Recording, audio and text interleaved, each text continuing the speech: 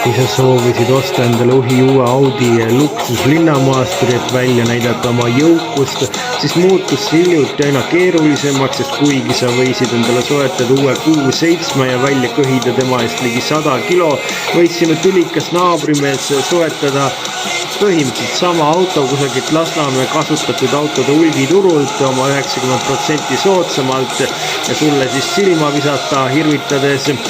Nüüd on aga need piinlikud ajad läbi ja sellepärast, et uue põlvkonna Q7 on lõpuks asendanud teise põlvkonna mudeli, mis pidas vastu tülikalt kaua ehk 12 aastat ja külalised saabuvad ja kindlasti ei saabunud naabrimehe hoovi nüüd.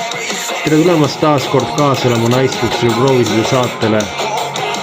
Uus Q7 näeb välja hoopiski erinev eelmise põlvkonna mudelist, osade hinnangul meenutab ta rohkem esimese põlvkonna mudelit, minu meelest täielikult mitte ja tema disain näeb minule välja natukene veider mõnedes kohtades, aga on olemas tal väga ägedad LED esi- ja tagatuled ja ees ei oletegi tal isegi mitte tuled, vaid projektorid, mis on suutelised igasuguseid animatsioone sulle tee peale joonistama, nii et kui sul tuleb koju vaadata, ma ei tea, Simpsoneid või Tom ja Jerryt, siis auto lihtsalt joonistab need sulle ja sa vaatad.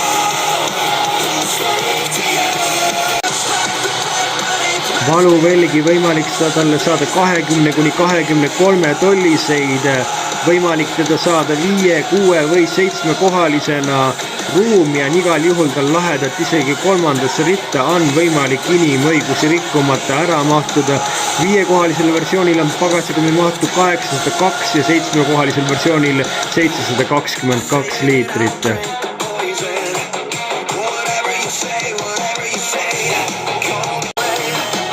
Interiöör on muidugi tulvil igasugustest ekraanidest, seal on 14,5 tolline multimeedia ekraan, 11,9 tolline digitaalne näidikupaneel ja 12,3 tolline kaasreisija paneel.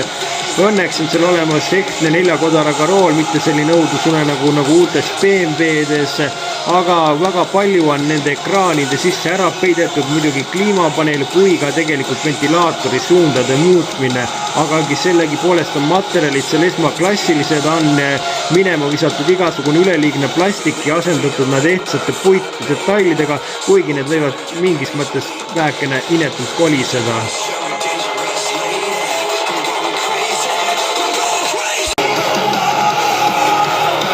Mootoriruumis jätkuvad vanad tõsised tegijad, sinna on juba sokutatud 3-liitrine V6 turbodiisel, millel on 180 kilovatti, 245 hobujõudu, saadaval ka 220 kilovatisena ehk 300 hobujõulisena.